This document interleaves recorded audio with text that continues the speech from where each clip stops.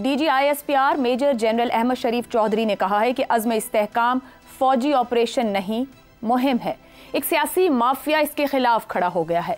इंतहाई संजीदा मसाइल को भी सियासत की नज़र कर देते हैं। बयानिया बनाया गया कि ऑपरेशन हो रहा है, लोगों को बेदखल किया जा रहा है। असल में अज़्म इस्तेहकाम का मकसद दहशत गर्दों और क्रिमिनल नेक्सस को तोड़ना है। एक मजबूत लॉबी चाहती है कि ये मकासद पूरे ना हो। करीबन 32,000 मदारिस में से सिर्फ 16,000 ही रजिस्टर्ड हैं। क्या ये काम फौज ने करना है? इस साल 22,400 से ज्यादा ऑपरेशन हुए, लेकिन बलूचिस्तान में सिर्फ 10 और खैबर पख्तूनख्वा में सिर्फ 14 कन्विक्शंस हुई हैं। लाखों की तादाद में नॉन कस्टम पेड गाड़ियां मौजूद हैं। इन्हीं गाड़ियों के अंदर दहशतगर्द भी ऑपरेट करते हैं। बेनामी प्रॉपर्टीज, बेनामी अकाउंट्स, ये सब गैर कानूनी स्पेक्ट्रम का हिस्सा है। अफगानिस्तान का 6 मुल्कों के साथ बॉर्डर है। बाकी मुल्कों के साथ तो वो पासपोर्ट के साथ जाते हैं। फिर हमारी सरहद पर क्यों तस्करे या शनाख्ती कार्ड दिखाकर अंदर चले जाएं? रोजाना की बुनियाद पर करोड़ों रुपए तेल की स्मगलिंग से बनाए जाते हैं। 50 से 60% गैर कानूनी सिगरेट बिकते हैं, जिसमें माफिया शामिल है। उनके पास अरबों रुपए की रकम जाती है और ये पैसे को डॉलर में बाहर ले जाते हैं और इसका थोड़ा सा पैसा मीडिया, सोशल मीडिया में भी लगा दिया जाता है ताकि अज़्म इस्तेहकाम के खिलाफ बोलें और बताएं कि ये मुतनाज़ है।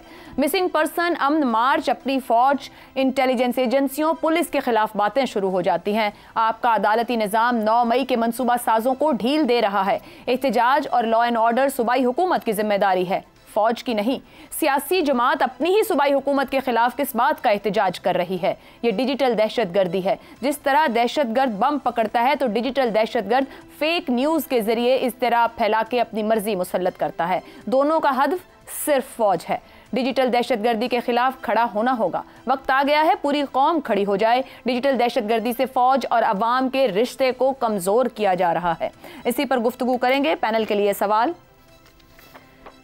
सियासी माफिया अज़्म इस्तेहकाम के खिलाफ है, DGISPR कौमी सलामती की राह में रुकावट कौन? हसन निसार साहब, कौमी वहदत की बात करें, कौमी सलामती की बात करें, DGISPR की जानिब से आज करीबन निज़ाम के हर हिस्से पर सवाल किया गया कि अपनी अपनी जिम्मेदारी अदा नहीं की जा रही है। कौन रुकावट है इस पूरे मामले में? अच्छा, हमारे टाइम के प्रोग्राम्स में तो वो टाइम का भी ये बड़ी लंबी बात है। देखो, बात सुनो जी। ये पहले तो कौम बताओ कहाँ है? तो माफ करना, मैं बहुत तल्ख बुनियादी बातें करने वाला आदमी हूँ। Where is the nation? कौमी कौमी कौमी, केड़ा कौमी?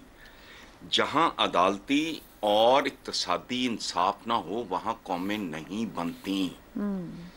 अमेरिका मेल्टिंग पॉइंट है। America is a nation of Nations. उनका ना को आगा ना पीछा, रलदा ही कुछ नहीं। लेकिन कुछ चीज़ें थीं जो उसको गैर कौमी को भी कौमी बना देती हैं, और कुछ हैं जो कौमियों को भी जत्थों धड़ों में तब्दील कर देती हैं। हम एक गली में इकट्ठे लोग नहीं हैं। हम मजहबी हवाले से, सियासी हवाले से, इक्तसादी हवाले से तो मिडिल क्लास का तो उन्होंने वैसे ही, उसकी तो रीढ़ की हड्डी उसे कहते हैं, रीढ़ की हड्डी ये चबा गए हैं। अच्छा, आप कहते हैं, अच्छा पहले ये टर्म जो इस्तेमाल किया आपने, सियासी माफिया नहीं, यहाँ सब माफियास हैं। और सियासी माफिया नहीं है, सियासी माफियास हैं। और बाकी ये रूहानी, कारोबारी, सियासी, इंतजामी, अखलाकी, ये रहनुमा नहीं है, ये राजन है, ये दिहाड़ीदार है। ये तो है हकीकत। और कौम शाम के भी कौम कहाँ है भाई? पहले तो कौम लाओ, फिर उसमें इत्तेहाद की बात करो, उसमें तवाजुन की बात करो, उसकी तरबियत की, तालीम की। कौम तो थी ना, इत्तेहाद भी था। ये खुद से डिवाइड कर दिया, तकसीम डाल दी है अपनी अपनी छोटी छोटी सी सल्तनत कायम करने के लिए। नहीं, शुरू से नहीं, नहीं ऐसा नहीं है। प्लीज नहीं नहीं Ayesha, please be serious about it. हम तो जट, गुज्जर, डाई, कश्मीरी, बट उसमें से नहीं निकल सके। खुदा का वास्ता, तुम्हारे मुहावरे क्या हैं? चौधरी है, कमी है, और तू जानता नहीं मैं कौन है। अच्छा, बंदा पूछे तू की करते हो गए हैं? ठीक है, खुदा का खौफ करें यार। ठीक, कभी नहीं, इसको बनने ही नहीं दिया गया। सही हो, याद रखना। ठीक है जी। हाँ शहजाद साहब, आज की प्रेस कॉन्फ्रेंस में कहा गया कि मुल्क में स्मगलिंग, काला धन, सॉफ्ट बॉर्डर, गैर कानूनी कारें, असलहा, दहशतगर्दी, ये तमाम चीज़ों के ऊपर बात की गई। ये कैसे ठीक होनी है? 34 साल की बराह रास्त हुक्मरानी, सालों का हाइब्रिड निज़ाम, आला तरीन इदारा भी मसाइल हल नहीं कर सका, जहां ताकत और इख्तियार सब कुछ जिसके बारे में बात की जाती है कि वहां पर है, इरादा बांध लिया जाए तो मुमकिन है, हम नाकाम क्यों इस तमाम में?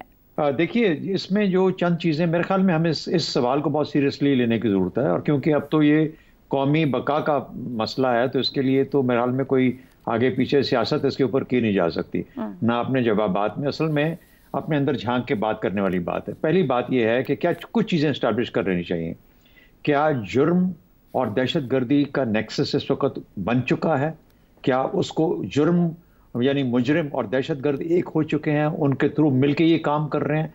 मेरा ख्याल है कि हमारा एक जो जिसे कहते हैं ना कॉमन अंडरस्टैंडिंग ये है कि हाँ, वाकई में ऐसी सिचुएशन है कि दहशतगर्द तो दहशतगर्द, अब वो जो मुजरिम हैं और जो जुर्म के जो मुख्तलिफ किस्म के जो ग्रोह हैं, वो मिल के उनके साथ एक दहशतगर्दी की फ़ज़ा कायम करने में कामयाब हो चुके हैं। जुर्म और दहशतगर्दी मिल चुकी है। क्या जुर्म और सियासत भी मिल चुके हैं?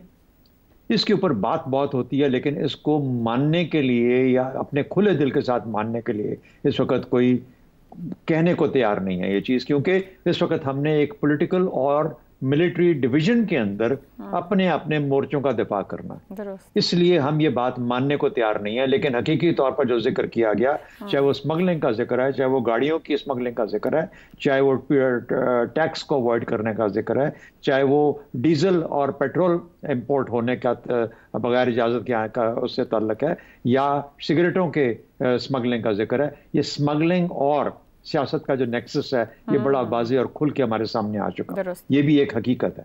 अच्छा, और तीसरी जो चीज़ है वो क्या जुर्म, यानी जुर्म से मीन क्राइम और इंतजामिया, क्या ये भी मिल चुके हैं आपस में? इसके ऊपर भी बहुत सारी बात हो चुकी है और बड़ी हद तक इसके ऊपर सवालात उठते हैं। जो हमारा इमिग्रेशन है, जो हमारा कस्टम का निज़ाम है, जो हमारा लॉ एनफोर्समेंट है, उससे आगे मैं नहीं जाता।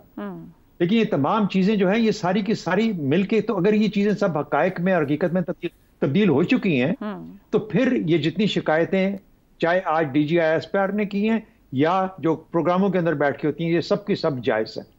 इसका तरीका क्या है कि अगर आप कानून को कानून मानते हैं, आइन को आइन मानते हैं, किसी निज़ाम को निज़ाम के तौर पर चलने रहना देते हैं या चलाने की अहलियत रखते हैं, तो फिर आप अहलियत भी रखें, चलने भी दें और फिर आइन और कानून के मुताबिक उसके ऊपर अमल भी करें। दूसरी बात, मैं मुकम्मल तौर पे एग्री करता हूं कि कौन सी 21वीं सदी की रियासत है जहां पर ईज ऑफ जो फैसिलिटी सहूलतकारी है कि हाँ, इतने लोग आ सकते हैं, जा सकते हैं, क्योंकि 1892 के अंदर किसी ने कोई एक चीज साइन किया था जिसकी वजह से। क्या हालात बदल चुके हैं? क्या दुनिया बदल चुकी है? जियो पॉलिटिक्स बदल चुकी है? तो अगर ये बदल चुकी है और एक नेशन स्टेट का जो आम तासर है और जो जरूरत है उसकी वो एक मुख्तलिफ है, तो फिर हम किस तरीके से अपने बॉर्डर को एक सॉफ्ट बॉर्डर रख सकते हैं? मेरे ख्याल में तमाम के तमाम एलिमेंट्स के ऊपर कौम के तौर पे हमें जांच के और समझ के उसके ऊपर चलने की जरूरत है।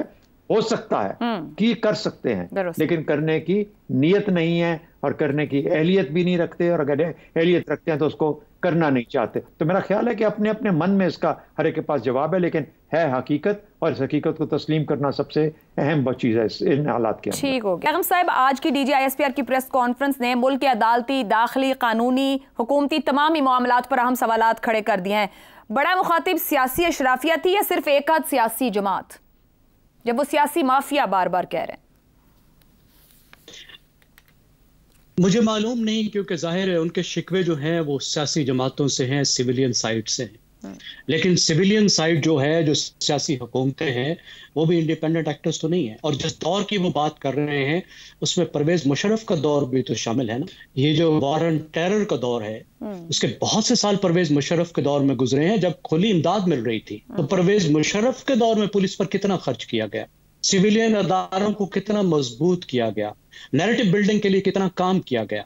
आखिरकार जो आकर आपने एक्शन, नेशनल एक्शन प्लान बनाया, वो तो साल बाद सिविलियन हुकूमतों नहीं बनाया ना, और सिविलियन हुकूमतों ने इत्तफाक किया, वसाइल भी दिए, जंग भी लड़ी। क्या आप ANP से भी शिकायत करेंगे जिसकी पूरी लीडरशिप तालिबान ने शहीद कर दी? क्या आप पीपल्स पार्टी से भी शिकायत करेंगे जिसकी लीडर, जिसकी कायद वो तालिबान के खिलाफ स्टैंड लेने की वजह से उड़ा दी गई, शहीद कर दी गई? मेरा नहीं ख्याल कि आप ये शिकायत जो है वो तमाम सियासतदानों से इन जनरल कर सकते हैं कि ये सियासतदान जो है कसूरवार है। कसूर पाकिस्तान की पूरी अशराफिया ने किया है। जिसके पास भी ताकत थी वो ठीक तरीके से इस मामलात को निपटने में नाकाम रहे। तो ये सब मसाइल जो वो बात कर रहे थे बिल्कुल ठीक है, लेकिन ये इस मसाइल में सब लोग कसूरवार हैं और सबको मिलकर जिम्मेदारी लेनी होगी। आज उन्होंने जो बहुत मेरे ख्याल में आज का जो टेक अवे था, जो मैसेज था, वो टेररिज्म का और जो इलीगल इकोनॉमी का लिंक है। खुदा के वास्ते इसको तोड़िए। ये सॉफ्ट बॉर्डर नहीं है, सॉफ्ट बॉर्डर बहाना है। ये गोल्ड माइंस हैं, ये गोल्ड माइंस हैं पाकिस्तान की अशराफिया के तीनों हिस्सों के लिए। कारोबारी लोग अपना खाम माल, अपना माल अफगान ट्रांजिट ट्रेड के नाम पे मनाते हैं। सियासी जमातें जो हैं उनके एटीएम्स यहां से कमाते हैं और अफसरान जो हैं वो बराह रास्त कमाते हैं। इस इलीगल इकोनॉमी को ही बदल दें तो बहुत से मसले तब्दील हो जाएंगे और मिल बैठकर आगे चलने का रास्ता बनाए। दुरुस्त हो गया। अब सर साहब, क्या अदालती, आईनी, माशी, कानूनी के बाद कौमी सलामती पर भी हम डिवाइड हो गए? क्या सियासी पोलराइजेशन मुल्क के संजीदा मामलात को तकसीम कर रही है? उमर अयूब साहब जवाब दे रहे हैं कि हुकूमती नाअहली के खिलाफ ये फर्द जुर्म है। वहां से जो कुछ दिखाया और बताया वो किसी और को सियासी माफिया कह रहे हैं। वे फॉरवर्ड दिखता है इस सब में? वे फॉरवर्ड दिखता तो नहीं है, क्योंकि जो नीयतें हैं, जो जितनी नाअहलियत है हर जगह, आपने हाइब्रिड निज़ाम की हमने पहले भी बात की है, तो उसमें सिर्फ सियासी माफिया कह के आगे बढ़ जाना ये इंसाफ नहीं है। देखें, जहाँ तक बातें हैं, बहुत अहम बातें आज प्रेस कॉन्फ्रेंस में की हैं DGISPR ने। उन्होंने जो कहा है कि डेरा इस्माइल ख़ान में दहशतगर्दी और फ़ौजियों की शहादत पर और वहाँ जो हमले हो रहे हैं मुसलसल, उस पर क्यों अमन मार्च नहीं होता? और ख़ारजी फितना जो उन्होंने नूर मोहम्मद की बात की है, मैं इन बातों से एग्री करता हूँ, बिल्कुल दुरुस्त कहा उन्होंने। और सियासी जमात अपनी हुकूमत के ख़िलाफ़ मुजाहरे करवा रही है, ये बात भी दुरुस्त है। लेकिन क्या सिर्फ ये सियासी माफिया ये सब कुछ कर रहा है? सियासी माफिया का साथ किस किस ने दिया? अदलिया कहाँ थी? साइंसदान किधर हैं? सियासी माफिया इन दोनों के बगैर कैसे चल सकता है? और फिर मैं सोच रहा था, नेशनल एक्शन प्लान की बात हुई है। नेशनल एक्शन प्लान 2014 में बना, किसकी हुकूमत थी वहाँ KP में उस वक्त? किसने बनवाई थी? कौन सपोर्ट कर रहा था? कौन धरने करवा रहा था? जो नेशनल एक्शन प्लान के ख़िलाफ़ सबसे बड़ा काम हुआ वो धरने थे। किसने करवाए? अपनी मंजी के नीचे जब तक डांग नहीं फेरेंगे, जब तक उनकी तरक्कियाँ वापस नहीं करेंगे। तो ये आप सियासी माफिया कह लें, कुछ कह लें, लोगों को पता है कि भी हमारे पीछे जो हमें जिसने ट्रेंड किया ना उसको कुछ नहीं होगा, तो लोग नहीं मान रहे। ये लोगों की साइकी है कि जो मास्टरमाइंड है वो बैठे हुए हैं। अब देखें, सियासी आपने माफिया की बात किया, मैं धरनों की बात किया। जैगम साहब ने पिछले सेगमेंट में जिक्र किया कि $19 बिलियन का करंट अकाउंट डेफिसिट था। अब सियासत और मईशत हमारी जुड़ी हुई है, दहशतगर्दी भी साथ, डिजिटल दहशतगर्दी भी साथ। लेकिन हम ये याद नहीं रखते कि 2016 में $3 बिलियन था करंट अकाउंट डेफिसिट। ठीक है। फिर 2017 में वो $12 बिलियन हुआ। क्यों? सही। ये क्या हुआ है 2016 से 17 में? क्या हुआ है? क्यों? सियासी बेयकीनी, सियासी अदम इस्तेहकाम, नेशनल एक्शन प्लान की खिलाफ वर्जी, डिजिटल दहशतगर्दी की बाकायदा ट्रेनिंग दी गई लोगों को। सही। तो $12 बिलियन पे हो गया। 18 पे जब तबाह हो गया सब कुछ, तो तब वो पहुंचा 19 बिलियन पे। ये सब चीज़ें जुड़ी हुई हैं। फिर ये स्मगलिंग ईरान के बॉर्डर से लेके ये डेरा इस्माइल खान तक, बन्नू तक, और फिर पंजाब में ये स्मगल्ड तेल पहुंचता कैसे है? ये सामान ये पहुंचता कैसे है? ठीक है, सड़कों से गुजरता है तो सड़कों की हिफाजत, बॉर्डर्स की हिफाजत कहाँ से हो रही है? कहाँ कमी है? ठीक है। ये सारा जो है ये एक बहुत बहुत बड़ी हिकमत अमली नहीं चाहिए, बहुत बड़ी नीयत की सफाई चाहिए और कमिटमेंट चाहिए इस धरती के साथ।